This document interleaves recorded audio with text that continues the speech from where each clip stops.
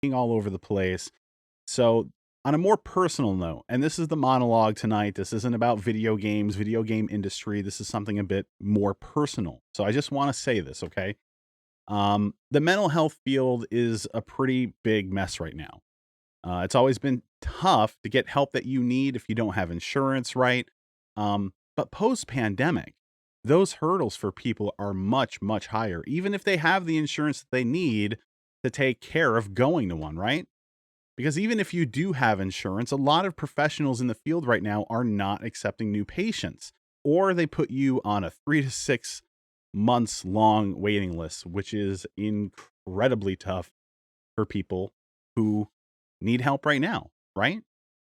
Worse yet, if you're in need of dire, immediate, inpatient care, even that seems to come with a wait. Now, that said, I have a little bit of guilt here because while I'm saying all this, it's hard to get a therapist and everything. I have a therapist, two actually. One of them, and this is normal, by the way. You're very lucky if you can find someone who does both aspects of your care. But I have one person that I go to for talking, and the other person is there for assessing how you're doing with meds and subscribing the medications that you need. And despite being fortunate enough to be in a position where I have a counselor I can talk to and someone who can prescribe me medication, I'm not happy at all. And I have a little bit of guilt about that because I know so many people are trying to get into that system so that they can get the help that they need. But this is what brings me to the reason why I'm even talking about this in the first place tonight, right? I think it's great that in 2021, so many more people are embracing the fact that it's okay to admit that they need help and that they're going and trying to find that help. But I think it's also important to know when a therapist is good for you, or, and this is a side of this that most people never talk about, at least openly, or when they're bad for you. And yeah, that's a very real thing that people don't consider. Long story short, I had a therapist that constantly seemed to forget about me, and I was tired of chasing them down just to make sure that I could get my next appointment scheduled. So I went and I found another one. Now, I liked this new one at first because they challenged me in a way that the initial doctor just didn't. And sometimes I definitely need that. But it's also become clear that they have certain biases and they're giving me what I feel is bad advice as a result of that. Subsequently, the person I talked to for meds is seemingly less interested in helping me work through certain things and more in favor of just because stuff is in the past, locking up bits of info that have affected my life a great deal and tossing away the key. Now, I'm not going to get into specifics, but I'm in therapy for very specific reasons. I'm there because I have intrusive thoughts, anxiety, emotional flashbacks, all of which are symptoms of trauma.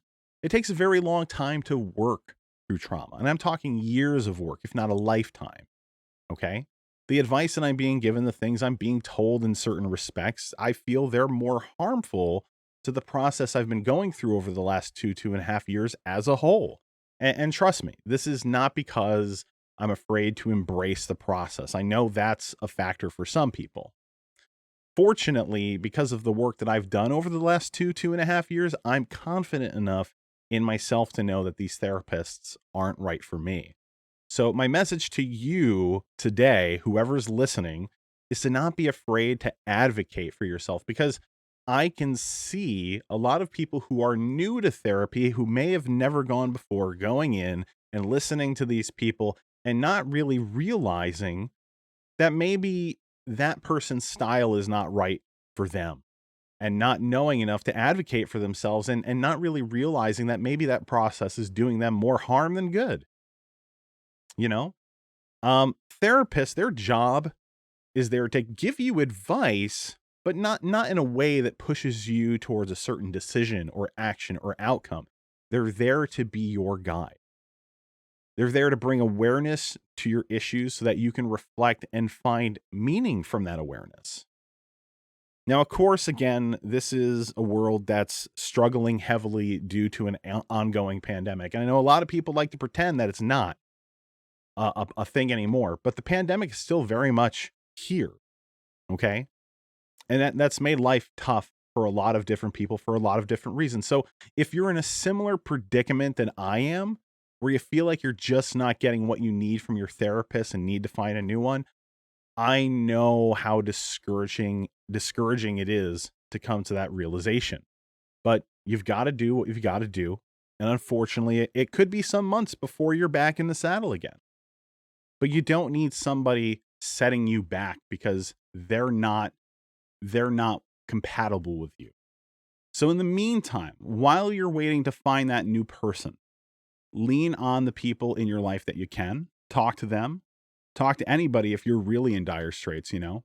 If you end up in a very bad place mentally and emotionally, don't let that dictate what happens next to you. Talk to someone, okay?